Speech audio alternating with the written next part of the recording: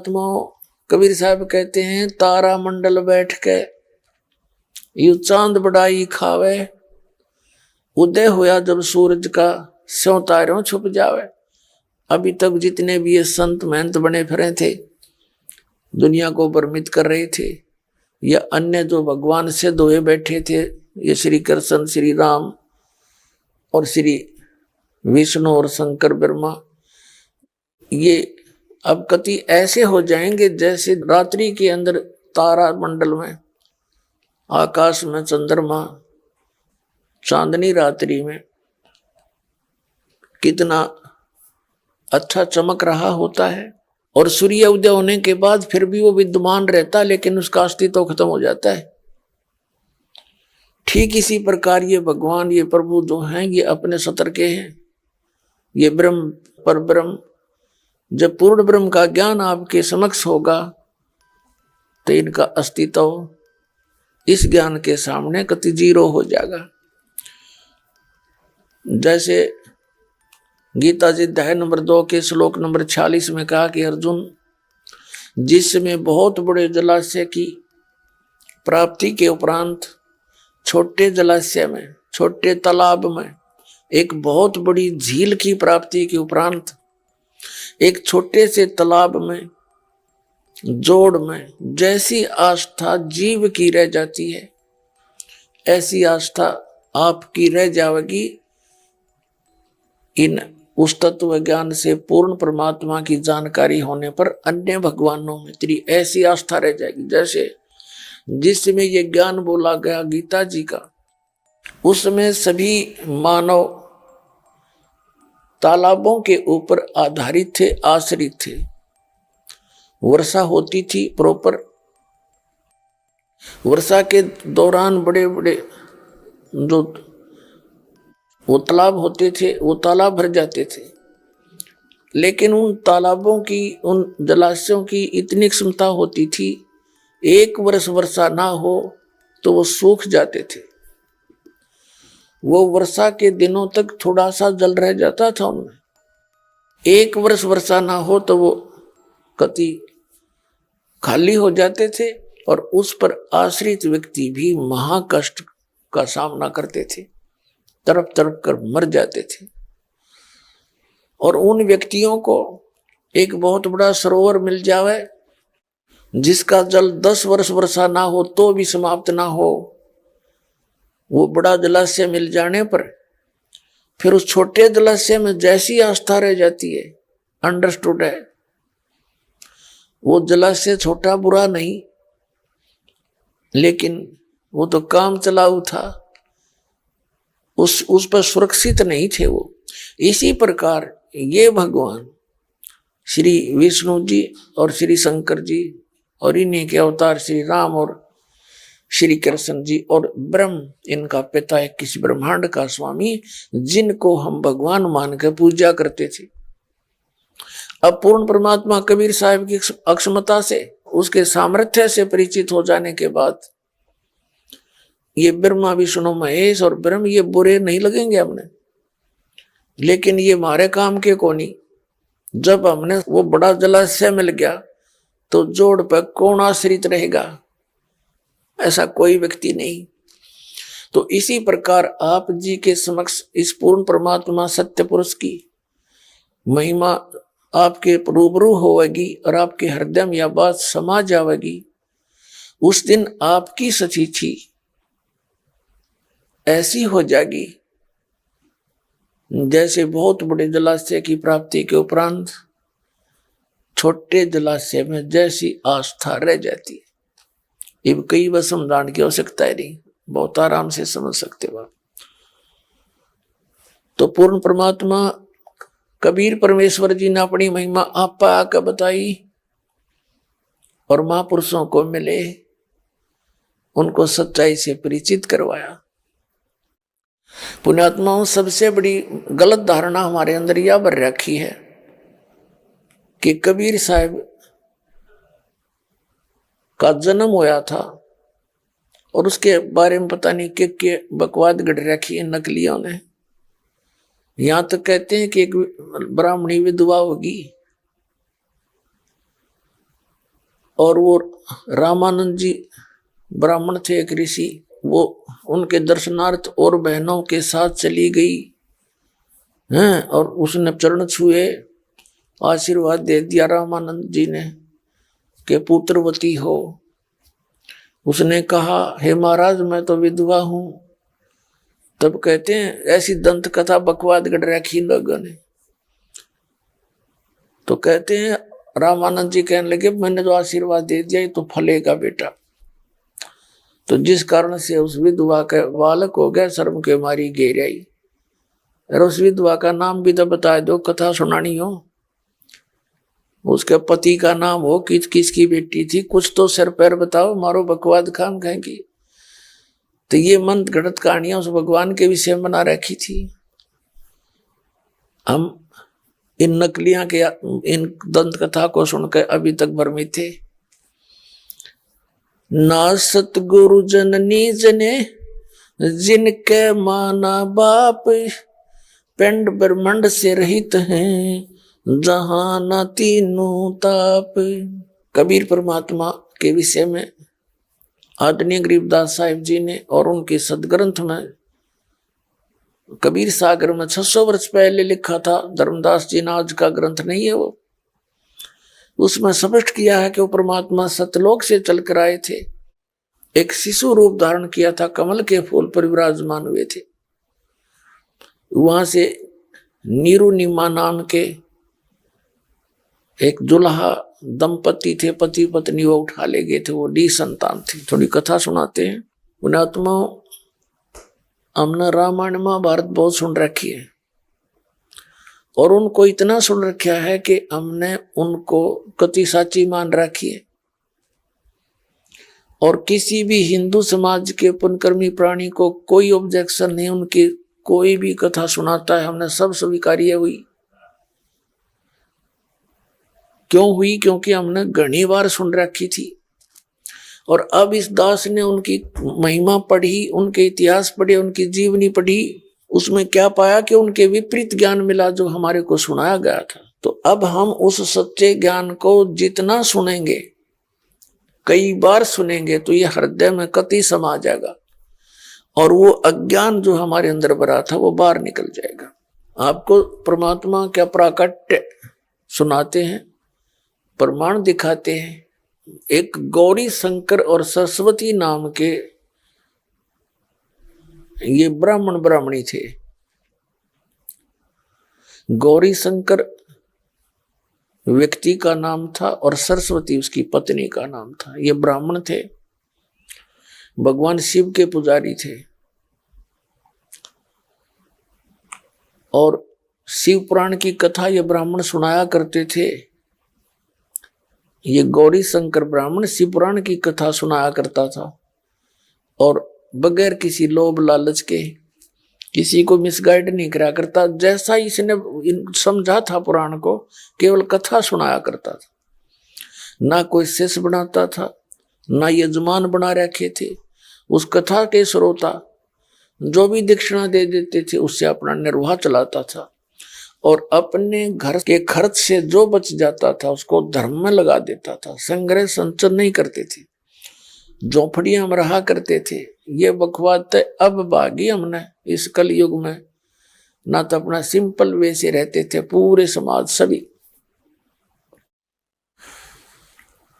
तो उसने इस प्रकार काफी समय बीत गया। ये दोनों निसंतान थे और अन्य ब्राह्मण जो थे, जो दुनिया को गुमराह किया करते थे, वो गौरी शंकर से ईर्षा करते थे, क्योंकि गौरी शंकर की महिमा इस कारण से अधिक होगी थी कि ये निस्वार्थ सेवा कर रहे हैं।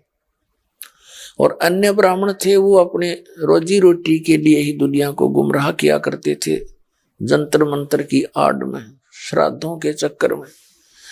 और गौरी शंकर ऐसा नहीं करते थे, जिस कारण से अधिकतर काशी के व्यक्ति उस गौरी शंकर ब्राह्मण से प्रभावित थे और उसकी कथा में अत्यधिक लोग जाया करते थे। अन्य ब्राह्मण ज्यादा थे जो गुरुपद पर थे, तो वो ईर्ष्या करते थे कि इसकी तो घनी महिमा होगी और एक दिन ये हमारी सबकी रोजी रोटी में बाधा करेगा। इस बात का ज्ञान मुसलमानों को था कि गौरी शंकर इस हिंदू धर्म का प्रचार घना कर रहा है, बाकी ब्राह्मण तो अपनी रोजी रोटी के लिए जुगाड़ जोड़ रहे हैं, ये कर दे वो कर दे, बस कथा वथा नहीं सुनाते।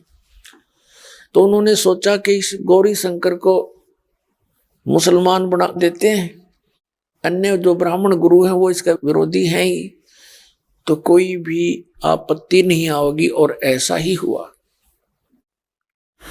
मुसलमानों ने जबरदस्ती उनके घर पर पानी छिड़क दिया, जूठा पानी करके अपना जल, और उनके कपड़ों में छिड़क दिया, उनके मुंह में डाल दिया बाई फोर्स। और आसपास के ब्राह्मण देख ही रहे थे। उन गुरु ब्राह्मणों ने, नकलियों ने आवाज लगा दी कि गौरी शंकर मुसलमान बन गया है, इसका भाईचारा बंद, गंगा में स्नान नहीं करेगा गंगा घाट पर, और कोई से बात नहीं करेगा। अब एकदम पासा पलट गया, कोई नहीं जावे, ना कोई श्रोता जावे। शिव प्राण छीन ली उसके, गर्ते सारी उठा ले गए। अब उसके सामने रोजी रोटी की समस्या आ गई गौरी शंकर के सामने। अब उनका नाम बदल दिया मुसलमानों ने, गौरी शंकर का नाम रख दिया नूर अली, और सरस्वती का नाम रख दिया नियामत। इनको फिर शॉर्टकट में नीरू और नीमा कहने लगे। तो नीरू के सामने जब जीविका की समस्या आई तो इसने क्या किया, जुलाई का कार्य शुरू कर दिया। इसमें कोई ऐसी वस्तु खरीदनी नहीं थी, 4-5 डंडे गाड्डे और कपड़ा बुनना सीख लिया इसे। काफी समय बीत गया, फिर भी ये ऐसे ही करता था, कपड़ा बुनता था, जो भी बनवाई का मिलता था उसको धन, कपड़ा बुनने की मेहनताना मिलता था। अपने परिवार के पोषण के लिए जो आवश्यक था वो रख के बाकी धर्म में लगाता था। ऐसा नेक व्यक्ति था। भले ही वो मुसलमान बन गया था, लेकिन भगवान शंकर की कसक उनके दोनों के दिल से समाप्त नहीं थी, और संतान नहीं थी। 60 वर्ष से ऊपर उम्र हो गई थी। पहले तो 12-13 वर्ष की उम्र में शादी कर देते थे। अपने आत्माओं, इस काल ने एक ऐसी व्यवस्था बना रखी है समाज की, जैसे किसी के संतान नहीं है, और वो तो अपना जैसे जैसे टाइम पास कर भी रहे हैं दोनों, लेकिन अन्य समाज के व्यक्ति आकर के उनको कभी ना कभी छेड़ जाते हैं, उनके जख्म को हरा कर ही देते हैं। कोई पड़ोसी आएगा या रिश्तेदार आ जाएगा कि संतान हुई नहीं, ओहो हे भगवान, एक बालक तो चाहिए था। तो इस तरह की बातें उनको वो पेंच होती रहती थी। फिर भी अब क्या करे, भगवान के आगे नहीं है तो नहीं। ऐसे ही अब वो क्या करते थे, जैसे गंगा में स्नान करना बंद कर दिया। गंगा घाट पे मुसलमानों को गंगा में हिंदू स्नान करने नहीं देते थे, तो वो क्या करता था, स्नान करने की आदत थी। सुबह सुबह गंगा का जल लहरों के द्वारा वर्षा के दिनों में जब बरकत चला करती गंगा और फ्लो होती थी फुल स्विम पे, तो गौ घाटों पर से उछल के और एक बहुत बड़े गड्ढे को भर देती थी, जिसको लहर तारा नाम से जाना जाता था। उस सरोवर को, तालाब को लहर तारा तालाब कहा जाता था। वो था गंगा का जल ही। फिर वो भर जाता था, भरा रहता था। तो वहां स्नान करने के लिए वो दोनों जने जाते थे, पति पत्नी, सुबह सुबह उठ के। डेली का काम था। स्नान करके आते थे और फिर आके अपना धंधा करते थे। पुण्यात्माओं, गगन मंडल से उतरे सतगुरु सत कबीर, वो गगन मंडल से उतरे परमात्मा एक नवजात शिशु का रूप धारण किया। सन 1398 संवत 1455 ज्येष्ठ सुदी यानी जेठ उतरते की पूर्णमासी सुबह सुबह ब्रह्म मुहूर्त में, ब्रह्म मुहूर्त कहते हैं सूर्य उदय होने से लगभग 1.5 घंटा पूर्व, परमात्मा सतलोक से चलकर आए और एक कमल के फूल के ऊपर एक शिशु रूप धारण करके विराजमान हो गए। एक अष्टानंद नाम के ऋषि जी, जो रामानंद ऋषि जी महर्षि रामानंद जी के शिष्य थे,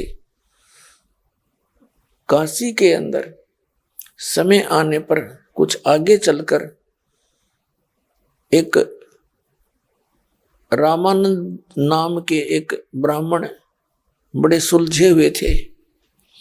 उसने देखा कि काशी के अंदर अन्य पंडितों ने गदर मचा रखा है, सबको ऊत भूत की पूजा पे लगा रखा है।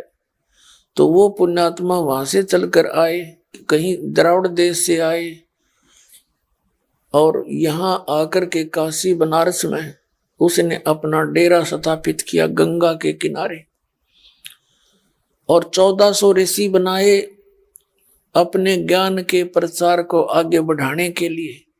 उनमें से एक था अष्टानंद ऋषि। अष्टानंद जी सुबह सुबह उसी सरोवर पर स्नान करने जाते थे। स्नान करके वहां अपना आसन बिछाकर उस प्राकृतिक शांति का वो लाभ उठाते थे। जैसे उसके गुरुजी ने साधना बता रखी थी, वहां साधना किया करते थे। और प्रतिदिन की तरह उस दिन भी वो अष्टानंद ऋषि जी ब्राह्मण वहां बैठे थे, साधना करने की चेष्टा कर रहे थे। इतने में क्या देखा कि आकाश से एक प्रकाश का पुंज, एक गोला सा आया। अष्टानंद का ध्यान उस प्रकाश के गोले की तरफ गया। इतना तेज प्रकाश और अद्भुत प्रकाश था, अष्टानंद जी की आंखें उसको सहन नहीं कर सकी, चरम दृष्टि सहन नहीं कर सकी। आंखें बंद होगी। आंखें बंद हुई तो क्या देखा कि कोई बच्चा बालक दिखाई देता है, जैसे हम सूर्य की ओर देखते हैं। सूर्य को हमारी आंखें सहन नहीं कर पाती उसके प्रकाश को, फिर हम इधर उधर करते हैं तो सूर्य का प्रकाश रहित आकार दिखाई देता है। आंखें बंद करते हैं तो भी दिखता है, इधर उधर करते हैं तो भी उसका आकार दिखाई देता है, लेकिन प्रकाश नहीं होता। ठीक इसी प्रकार अष्टानंद जी के उस आंखों के देखने से उस प्रकाश का जब आंखें बंद हुई तो वो बच्चा दिखाई दिया उसको, जिसका वो प्रकाश था। फिर परमात्मा ने वो सारा प्रकाश सिमट कर एक बच्चे का रूप धारण, यानी प्रकाश तो उस बच्चे रूपी परमात्मा का ही था, अपना प्रकाश समेट लिया और उस बच्चे रूप जो के तो जिस रूप में आ रहे थे कमल के फूल पर विराजमान हो गए। अष्टानंद जी देखा, आंखें खोल, क्योंकि अंधेरा था थोड़ा सा, तो उसने सोचा कि ये पता नहीं क्या बात है, आज मैंने क्या देखा, ये मेरी बुद्धि काम नहीं कर रही। अपने गुरु स्वामी रामानंद जी से इसका समाधान पूछूंगा कि मेरी कोई भ्रमणा है, मेरा कोई भ्रम है कि यह सच्चाई है। मैंने आज प्रकाश देखा और फिर एक बालक दिखा। महर्षि रामानंद जी के पास जाकर के उनके शिष्य ने अपनी सारी आत्मबीती कथा सुनाई, आत्मकथा, और बताया गुरुदेव मैंने तो पहली बार ऐसा प्रकाश देखा। प्रकाश की तरफ जब देखा मेरी आंखें बंद होगी, नहीं देख सकी, और फिर आंखों के सामने ऐसा देखा जैसे कोई बालक नवजात शिशु हो। देखते ही देखते वो प्रकाश से एकदम सिमट गया, लहर तारा तालाब के दूसरे कोने पर। अब रामानंद जी ऋषि को जैसा ज्ञान था, अपने शिष्य का समाधान इस प्रकार किया कि बेटा ऊपर के लोकों से जब अवतारगण आते हैं तो उनके ऐसे लक्षण हुआ करते हैं, तारे से टूटते हैं ऊपर से, और वो कहीं किसी माँ के गर्भ में जाएगा और फिर यहाँ अपनी कोई लीला करने कोई ऊपर के लोक से कोई देव आया है। अब जैसा रामानंद जी को ज्ञान था, क्योंकि इनके भगवान तो माते जन्म लेते हैं, लेकिन ये उसको उसके विषय में के जाने जो सबका जनक है, अब वो आया है। उधर से नीरू नीमा प्रतिदिन स्नान करने के लिए जाया करते थे, वो भी जा रहे थे। अष्टानंद उठकर आ गए थे, नीरू नीमा जा रहे थे, और पहले दिन नीमा का कोई इंजेक्शन लगाएगी, उसकी रिश्तेदार आ रही थी, कोई रिलेटिव आया था, और वो आते ही पूछा करे आए संतान कोई ना, ये भगवान एक जातक तो चाहिए था, एक बालक तो होना ही चाहिए था। सारी रात बतलाएंगी, ये इंजेक्शन लाएंगी। अब वो सारी रात विचलित थी, वह तो उठकर चली गई दूसरे घर में किसी और के यहाँ, और नीमा ने सारी रात करवट ले काटी, और वही कसक उसका बरी हुई थी। दोनों स्नान करने जा रहे थे, रोती हुई चली जा रही थी और कह रही थी, हे भगवान, हे शंकर भगवान, क्या आपके घर में हमारे लिए एक बालक की कमी होगी, हमें भी एक संतान दे देते, मेरा भी जगत में साझा हो जाता। और बुरी तरह रोने लगी ऐसे करके, जो फूट फूट कर रोए। अब नीरू कहने लगा, नीमा, यदि हमारे भाग्य में होता तो भगवान दे ही देते, तू अपनी आंखें खराब ना करे। देख, पहले तो हमारे कोई संतान नहीं, बुढ़ापे में कोई उंगली पकड़ने वाला नहीं, ऊपर से तू रो रो कर आंख खराब कर लेगी, अंधी हो जाएगी, मत शोक करया करे। ऐसे बातें करते कराते कुछ वह शांत हुई, उस तालाब पर पहुंच गए। पहले नीमा ने स्नान किया, नीरू बाहर बैठ गया। नीमा स्नान करके बाहर आ गई तो नीरू स्नान करने के लिए जल में प्रवेश कर गया, और सुबह का जो अंधेरा होता है वो जल्दी छट जाया करे। थोड़ी सी देर में क्या हुआ कि थोड़ा थोड़ा प्रकाश सा, उजलापन सा हुआ, उजाला सा होने लगा। नीमा जो कपड़ा बांध कर स्नान करके किया था, उसको धोने के लिए और पुणे सरोवर के तट पर पहुंची। उसका पति स्नान कर रहा था ऐसे ऐसे करके। जो ही वो निकट पहुंची तो चांदना सा हो गया था थोड़ा थोड़ा। उसने क्या देखा कि कमल के फूल पर कोई वस्तु हिल रही है। परमात्मा अपने पैर हिला रहे थे, बच्चे के रूप में लीला कर रहे थे।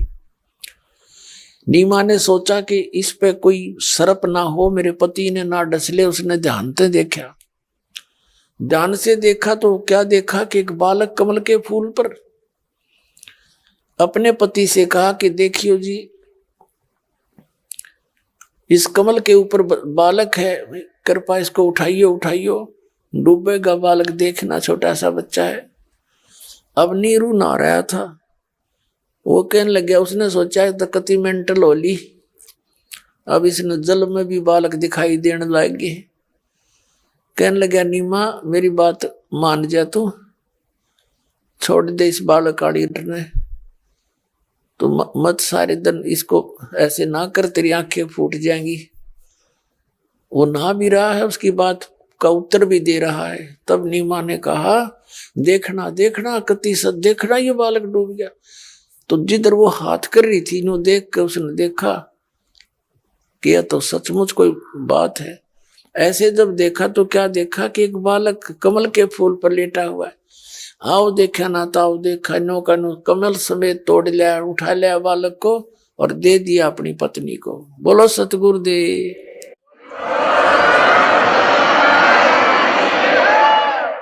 अपने आत्माओं,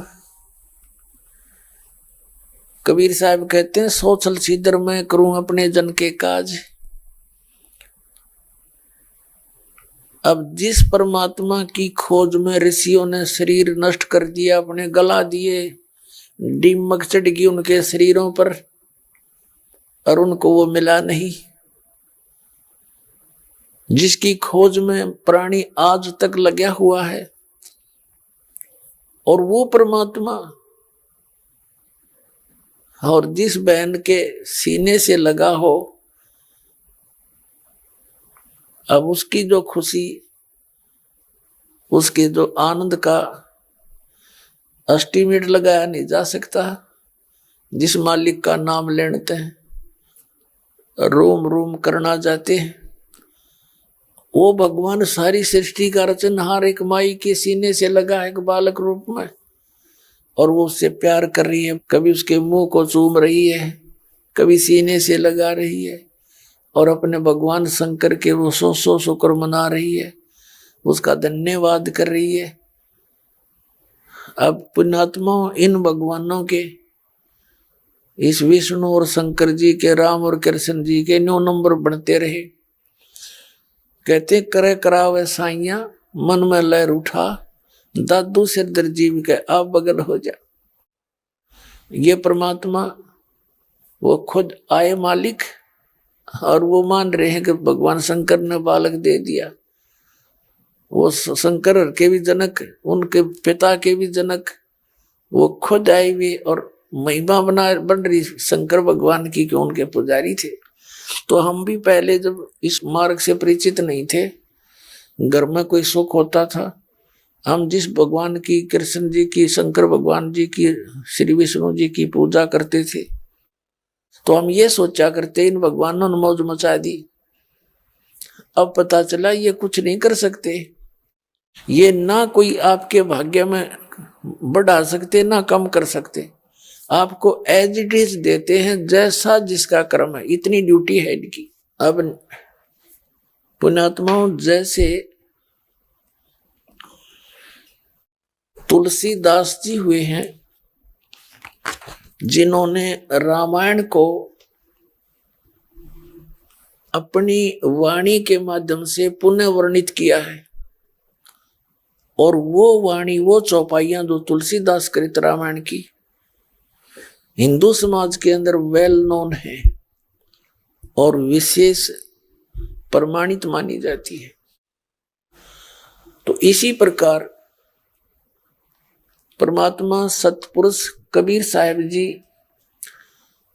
ये लीला करते हैं। भगवान, ये वेदों में वर्णित है कि वो परमात्मा पूर्ण ब्रह्म, वो सारी सृष्टि का रचनार सर्व उत्पादक परमात्मा ऊपर रहता है सतलोक में, और वहां से गति करके आता है, अच्छी आत्माओं को मिलता है, उनको ज्ञान से परिचित कराता है, तत्व ज्ञान देता है, और वो कवियों की तरह आचरण करता है, कवियों की तरह आचरण करता है। ये वेदों में लिखा, दिखाएंगे आपको समय आने पर, पहले भी बहुत बार दिखाया है। तो पुण्यात्माओं, अब आज तक हमने वेद सुने थे, हमने गीता जी तो पढ़ी थी, पर वेदों के दास ने तो दर्शन भी नहीं हुए थे जब तक यू मालिक का ज्ञान नाम प्राप्त नहीं हुआ। इसके भी कई वर्ष के बाद वेद देखे थे, और जो कबीर परमात्मा ने और उनसे परिचित आदरणीय गरीबदास साहिब जी ने जो ज्ञान दे रखा था अपनी वाणी में, आज सदग्रंथों में ज्यों का त्यों पाया। तो पूर्ण परमात्मा सतपुरुष सतलोक से चलकर आते हैं। जैसे एक लीला तो पूरे युग में एक ही करते हैं, जो शिशु रूप धारण करके कमल के फूल पर विराजमान होते हैं, वहां से निसंतान उनके कोई परम भक्त होते हैं पहले के, वो उठा ले जाते हैं।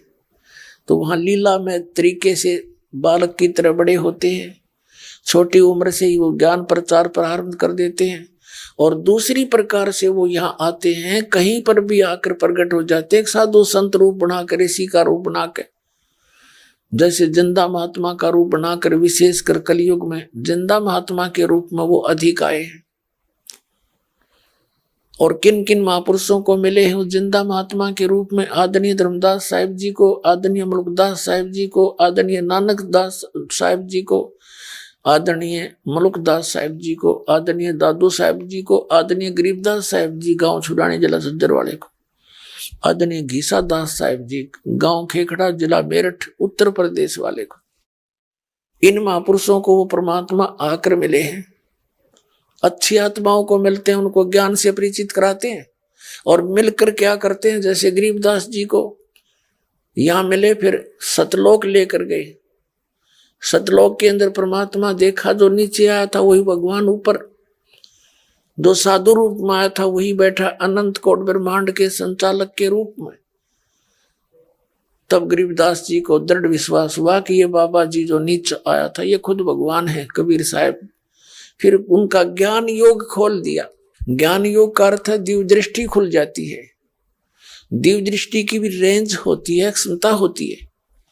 जैसे तुलसीदास जी की जो दिव्य दृष्टि खुली थी वो बहुत कम सतर की थी, और गरीबदास साहिब जी की जो दिव्य दृष्टि खुली थी उन्हें असंख्य युगों पहले की सृष्टि की रचना, आने वाले भविष्य की कहानियां और इस दौरान जो जो जिसके साथ बीती वो सब वर्णित कर दी थी। तो जिस प्रकार तुलसीदास जी कृत रामायण हमें मान्य है, इसी प्रकार समझ लो आदरणीय गरीबदास साहिब जी के द्वारा आंखों देखा हुआ परमात्मा का वो सब हाल और वो महिमा उनके द्वारा अमृतवाणी में लिखी। उनका ज्ञान योग खुल जाता है। ज्ञान योग खुलने के पश्चात व्यक्ति यहां बैठा पता नहीं जहां देखना चाहे वहां का चलचित्र की तरह सब पीछे बीता हुआ एज इट इज यथार्थ देख सकता है। तो ऐसे गरीबदास साहिब जी ने वो देखा और परमात्मा ने उनको ज्ञान दिया। वो सारा मिला करके किस प्रकार वर्णन किया वो सुनाते हैं उनकी अमृतवाणी में। 84 बंधन कटे किन्नी कल्प कबीर, 52 चतुर्दश लोक सब टूटे जम जंजीर। अनंत कोटि ब्रह्मांड में बंदी छोड़ कहाए, सो तो एक कबीर है वो जननी जने नवाए। गरीबदास साहिब जी कह रहे हैं अनंत कोट ब्रह्मांड में ये बंदी छोड़ कहाए। बंदी छोड़ जो काल के बंधनों से छुड़वाता है। काल ने हमारे को कर्मों के बंधन में बांध रखा है और इन कर्मों के बंधन से कबीर परमात्मा ही हमें छुड़वा सकता है, इसलिए वो बंदी छोड़ कहता है। यजुर्वेद अध्याय नंबर 5 के मंत्र नंबर 32 में कहा है कि कबीर अंगारी असी बंभारी असी सवर ज्योति रित धामासी। वो परमात्मा कबीर पापों का नाश करने वाला है, बंदी छोड़ है, बंधनों का शत्रु है, वो सतलोक में रहता है।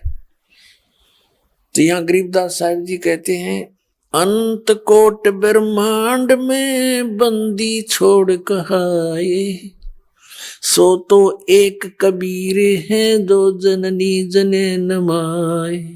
जल थल पृथ्वी गगन में बाहर भीतर एक, ये पूर्ण ब्रह्म कबीर हैं अवगत पुरुष अलेख। सेवक हो के उतरे इस पृथ्वी के माही, जीव उदाहरण जगत गुरु हो बार बार बलि जाही। गरीबदास साहिब जी कहते हैं एक दास बन के उतरे वो भगवान कबीर दास का है। सेवक होके उतरे इस पृथ्वी के माए, किस लिए? जीव उदाहरण जगत गुरु, यानी सबको सच्चा ज्ञान देने वाले। और गरीबदास जी कहते हैं बार बार बलिहारी जाऊं। काशीपुरी कष्ट किया उतरे अदर अधारे। कितना स्पष्ट वर्णन किया है कि काशी के अंदर आए परमात्मा और ऊपर के न्यू उतरे। मोमिन को मुजरा हुआ वहां जंगल में दीदार। मोमिन माने उस मुसलमान जुलाहे को। कोटि किरण शशि भाने सुदिये आसन अदर विमाने, पर सत पूर्ण ब्रह्म को शीतल पिंड और प्राण। गोद लिया मुख चूम कर हेम रूप झलकंत, जगर मगर काया करे जैसे दमके पदम अनंत। कि जब नीरू ने नीमा को बालक थमा दिया, अब जैसे प्यासे को जल मिल जा तो इतना पिया करे मुंह तटावे कोई ना। तो ऐसी स्थिति में नीमा उस बालक ने पाके कहते हैं गोद लिया मुख चूम कर हेम रूप झलकंत, और जगर मगर काया करे जणु जैसे दमक पदम अनंत। परमात्मा का इतना अलौकिक बॉडी था। उस परमात्मा कबीर जी का शरीर ऐसनाविरम शुक्रम कायम, नाड़ी तंत्र से बना हुआ नहीं था उस मालिक का शरीर। उसको विधेय भी कहते हैं। जो हमारे जैसी देह नहीं हो, ये तो हमारी तो देह है, उसकी इससे हटकर जो देह है वो विधेयी थे। काशी उमटी गुल भया मोमिन का घर घेरे। अब यहाँ क्या है, नीरू ने सोचा, उधर से नीमा तो मस्त थी, बच्चे को पाके जैसे भूखे ने भोजन मिल जा, कंगले ने मिल जा धन, निर्धन को धन मिल जावे, और भूखे को रोटी प्यासे को जल मिल जा। इतनी खुशी उमंग में को सो शुक्र मना रही अपने शंकर भगवान की। अब नीरू के मन में एक बात खटक गई कि हे भगवान, यदि हम इस बालक ने घर ले चलेंगे, काशी के लोग पूछेंगे कहाँ से लाए, हम कहेंगे कमल के फूल पर मिला, लोग विश्वास नहीं करेंगे और हमें झूठा बतावेंगे। बच्चे को भी छीन लेंगे, राजा प्रजा को भड़का के हमारे साथ दुर्व्यवहार करेंगे, और हमसे पूछेंगे सच्ची बताओ इसकी किसका चुरा कर लाए हो, और हमें नगरी से भी निकाल दिया जाएगा। अब नीरू अपने डर से इतने विचार लगा गया और नीमा से कहा, नीमा इस बालक ने यहीं छोड़ दे, इसमें हमारी खैर है, इसी में सेफ्टी है। और उसको सारी बात से परिचित करा दिया कि ऐसे ऐसे बन सकता अपने साथ। अब नीमा कहने लगी, मेरे ऊपर ना जाने इस बालक ने के जादू कर दिया, मैं छोड़ नहीं सकती, प्राण त्याग सकती हूँ। अब नीरू ने कहा कि तू आगा पीछा कुछ नहीं देखती, तेने तो एक जिद पकड़नी आ गई है और मेरी एक नहीं मानती, तो इस बालक ने यही रख दे, ना तेरे में दो मारूंगा। यानी अपने जीवन में अपनी पत्नी की तरफ उसने पहली बार हाथ किया था थप्पड़ मारने के लिए, नहीं तो उसकी प्रत्येक बात को स्वीकार किया करता था, ये जान करके इसका संतान नहीं है, इसकी आत्मा दुखी ना हो जाए, जो वह कहती वही कर देता था।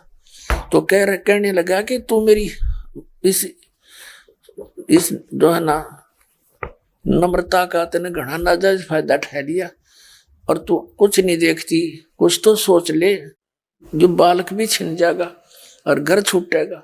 नीमा बोली, मुझे चाहे देश निकाला दे, इस बालक ने नहीं छोड़ूंगी, चाहे मार दो मुझे कोई।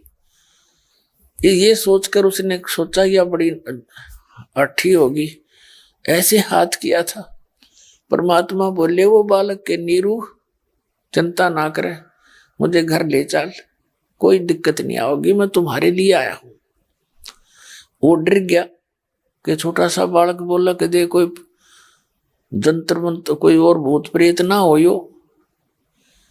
आगे आगे हो लिया कान बोझ कर कती, बिल्कुल चुपचाप घर ले आए। अब इतना सुंदर बालक, हाय हाय, वो तो छवि न्यारी थी दाता की।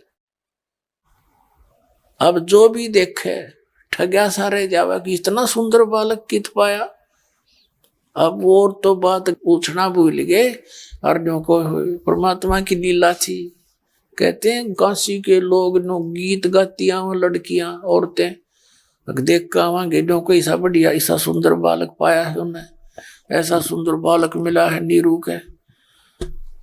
अब वहां कैसा चित्रण किया गरीबदास साहब जी ने।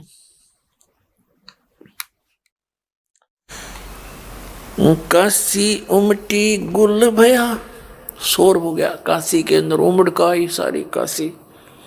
मोमन का घर घेरे, कोई कहे ब्रह्मा विष्णु है, कोई कहे कुबेर। अब अपने अपने विचारों से आइडिया लगाते हैं सभी उस परमात्मा की छवि को देखकर बालक की। कोई कहे तो इंद्र है, कोई कहे धन का देवता कुबेर रूप, छोटा रूप बना के आ गया, उसने जन्म लिया है, जैसी उनकी बुद्धि काम करे थी। कोई कहे वरुण धर्मराय है, कोई कहते है ईसे, 16 कला सुभान गति, कोई कहे जगदीश। कोई कहे छल ईश्वर नाही, कोई किन्नर कहलाए, कोई कहे गण ईश का, जो जो मात रिसाए। खलक मुलक देखण गया वहाँ राजा प्रजा रीत, जम्बू दीप जिहान में ये उतरे शब्द अतीत। जम्बू दीप कहते हैं भारतवर्ष को, कहते इस जम्बू दीप जिहान में ये उतरे शब्द अतीत। दुनी कहे यो देव है, देव कहते हैं ईश, ईश कहे ये पर ब्रह्म है, पूर्ण विश्व बीश, पार ब्रह्म है। अब कहते हैं दुनिया तन्यों का कोई देवता उतर रहा है नीचे, देवता कहते हैं कि नहीं, ये तो कोई भगवान आया है, कौन से लोक से ये हम भी नहीं जानते। अपनात्मा काजी आए कुरान ले, दर लड़के का नाम, अक्सर अक्सर मैं फुर्या धन कबीर बलि जाऊं मैं। सकल कुरान कबीर है, अरफ लिखे जो लेख, काशी के काजी कहें या गई दीन की टेक। परमात्मा का नाम रखने के लिए अब काजी आगे। नाम कैसे नामांकन करते हैं? कुरान शरीफ एक पवित्र पुस्तक है मुसलमान धर्म की, जैसे अपनी हिंदुओं की गीता है। उसको क्या करते हैं, अपना कोई मंत्र सा पढ़ के और उसको ऐसे खोलते हैं। जब पहला अक्षर जो भी होता है उसी अक्षर के ऊपर वो नाम रख देते हैं। उन्होंने जो ही वो कुरान शरीफ खोला तो उसके अंदर कबीर शब्द मिला उनको, कबीर पूरा। तो उन्होंने सोचा कबीर का अर्थ होता है बड़ा, वो कबीर का अर्थ बड़ा करते हैं मुसलमान धर्म में। तो उनके काजियां के मन में ये दोष आ गया कि एक जुलाहे के बेटे का नाम कबीर रखना अच्छा नहीं लगता, और देखने लग गए न्यू। दूसरी जगह दोबारा फिर खोली हुआ कुरान, उसमें क्या पाया कि पूरे पृष्ठ पे केवल कबीर कबीर कबीर कबीर कबीर कबीर लिख रखा उनकी है उस लैंग्वेज में, दूसरा अक्षर नहीं था। उन्होंने फिर पलट के देखा इधर उधर, पूरी कुरान में कबीर के अतिरिक्त, कबीरन के अतिरिक्त कोई शब्द नहीं। कबीरन खबीरा जैसे बोलते हैं। और परमात्मा बोले काजी मेरा नाम कबीर ही रहेगा, तो कुछ भी कर ले। अब वो काजी डर गए, छोटा बालक बोला और जा तेरे खेदेसी भाई कबीर धर दो इसका नाम। वो तो जो नाम लेकर आते हैं अपना वही चलेगा उसका, उसने कौन बदल दे सारे सृष्टि के रचनार वो। अब क्या हुआ, 25 दिन के हो गए परमात्मा, 25 दिन के हो गए, ना अन्न खावे ना जल पीवे। अब नीमा और नीरू दोनों चिंतित, विशेषकर नीमा घनी चिंतित होगी। अब उसने ये फैसला कर लिया कि हे भगवान, यू बालक ना खाता ना कुछ पीता, और ये मरेगा ही, ये तो मृत्यु होगी, इसमें तो अंडरस्टूड है। जो बालक खावन पियो 25 दिन हो गए। तो नीमा ने फाइनल फैसला कर लिया कि जय यू बालक मर गया तो गेल फांसी खाऊंगी, गेल मरूंगी, आत्महत्या करूंगी। कति हृदय से सोच ली थी उसने कि जिया नहीं जागा, इतना मोह हो गया इस बालक में। तब रो रही है कि हे भगवान शंकर, या तो यू बालक नहीं देना था, हृदय करीब ले रहे हो, मुझ दासी की किस्मत में यू के लिख रखा भगवान आपने। इतना कह के और लगी बुरी तरह रोने। परमात्मा ने देखा या बुढ़िया मरेगी, रो के कबीर साहब ने प्रेरणा करी, इसके हाथ में रिमोट, पूरे ब्रह्मांड चलाने वाले वो बैठे वहां पालने में। तो शंकर भगवान जी के कान खड़े हुए शिवलोक में कि तुझे याद करके कौन रो रहा है। ना तो दुनिया ना रो है, किसी खातिर ना आए हुए, वो तो कारण मालिक का था। शंकर भगवान एक साधु रूप बना के और वहां आके खड़े हो गए। नुआते दिखे दूर तय। शंकर भगवान ने पूछा, माई क्यों रो रही है? नीमा कहने लगी, महाराज जी मेरी बात ने मत सुनो, मेरे दुख ने तुम भी दुखी हो जाओगे। फिर भी कहा, माई रोती रोती बोल रही है। फिर भी शंकर भगवान जी ने कहा कि माई यूं कहते हैं, अपने दुख ने दूसरे ताई बता दे कुछ हल्का हो जाता है। बता तो श्री, हो सकता हमारे सत्र का हो तो हम करेंगे। तो उसने फिर सारी कहानी बता दी कि पहले तो हमारा संतान नहीं थी। एक दिन हम स्नान करने के लिए तालाब की ओर प्रतिदिन की तरह जा रहे थे। उस दिन मैंने अपने भगवान शंकर को विशेष याद कराया था और मेरे भगवान ने यो बालक दिया एक कमल के फूल पे। महाराज अब ये कुछ खाता पीता को नहीं, मैं नो रो सू, यू मरेगा और साथ मरूंगी, मैं नहीं जी सकती। तो भगवान शंकर ने कहा कि माई दिखाना तेरे पुत्र को। वो लाई ठा के परमात्मा ने हाथों में और सोचा कि अपने बेटे ने इस महात्मा के चरणों में डाल दो, इसके जीवन दान दे देगा यू। अब जो न्यू का न्यू नीचे को डालना चाहा, परमात्मा आकाश में उठ गए, यानी ऊपर ने उठ गए। भगवान शंकर जी के सिर के लेवल में सतर में, जमीन से 6-7 फुट ऊपर, और अपने आप निराधार स्थिर हो गए। अब माई ने सोची, यो बाबा जी वे करामात है या इसके चमत्कार है या लीला शक्ति है, मेरे बालक को आकाश में उड़ा दिया। और वो सारी सृष्टि के रचने वाले जिसने सब ब्रह्मांड रोक रखे, वो दाता अपने आप गया। भगवान शंकर ने ऐसे हाथ किया, भगवान शंकर के हाथों में आगे मालिक वो बालक। जब कबीर साहब वो नवजात शिशु 25 दिन का बालक कहने लगा कि शंकर महाराज जी इस माई ने कह दो एक कुंवारी गाय ले आवे और कुंवारी गाय का दूध पिया करूं मैं। तब और एक कुमार कहते हैं कोरा मटका मंगवा दिए और वो गाय दूध देगी, आप उस पर अपना आशीर्वाद भरा हाथ रख दियो महाराज जी।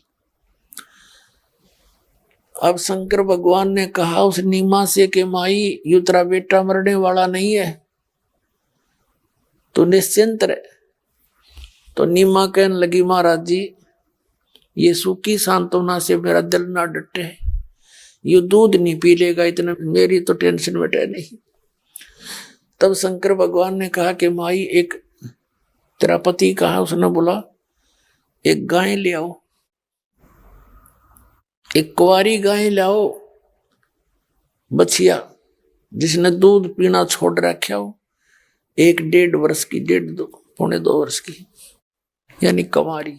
नीमा ने अपने पति नीरू को आवाज लगाई, वो भी आ गया और सारी बात बताई। नीरू जाके एक बछिया ले आया। शंकर भगवान ने महात्मा रूप में खड़े थे, उसके थपकी मारी, वो सतन लंबे लंबे हो गए और दूध की धार चल पड़ी।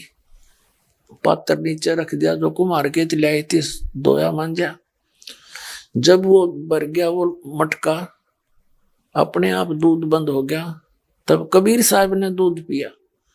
इस प्रकार प्रतिदिन वो कुंवारी गाय दूध देती थी, परमात्मा दूध पान किया करते थे।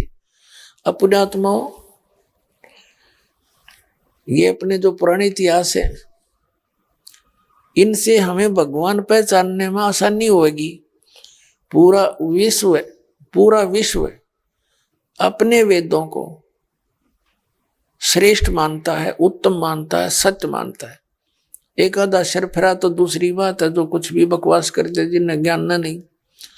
और विशेषकर हिंदू समाज में तो यू घर कर ही रहा है कि वेदों में जो लिखा वो फाइनल है, सही है, सत्य है, भगवान की विशेष जानकारी है, सत्य जानकारी है।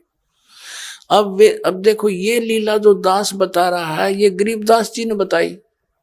हमने गरीबदास जी के ग्रंथ में पढ़ा और वो परमात्मा से परिचित हुए थे गरीबदास जी, आदरणीय गरीबदास साहिब जी। गरीबदास साहिब जी को परमात्मा ने ज्ञान दिया, उन्होंने फिर लिखा।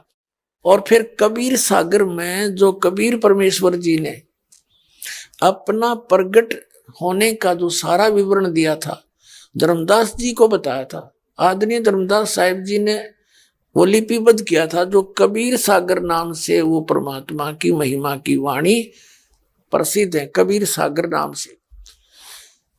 अब ये तो गरीबदास जी ने बताया, क्या बताया है? दूध न पीवे न अन्न बखे, नहीं पालन झूलंत, अदर अमान ध्यान में वो कमल कला फूलंत। अब क्या करें गरीबदास साहब जी, ना दूध पीवे थे ना अन्न खावे थे, और शरीर ऐसे विकसित हो रहा था जैसे कमल का फूल। कमल के फूल में एक विशेष खासियत दी है परमात्मा ने, विशेषता दी है। कितना पानी चढ़ जा, उस जैसे सरोवर में वर्षा में पानी भरने लगता है, तो कमल का फूल उसके साथ साथ ऊपर उठता चला जाता है। चाहे 20 फुट पानी भर जाओ तो 20 फुट कमल का फूल ऊपर पाओगे, पूरी डंठल बढ़ती चली जाएगी इसकी। तो यहाँ क्या कहते हैं कि अन्न खावे ना दूध पीवे हैं, और ना पालने झूलंत, पालने में लुटावत, पालने में भी 6 इंच ऊपर, पालने से ऊपर है मालिक, उस पालने के अंदर 6 इंच ऊपर, ऐसे इतनी शक्ति थी दाता।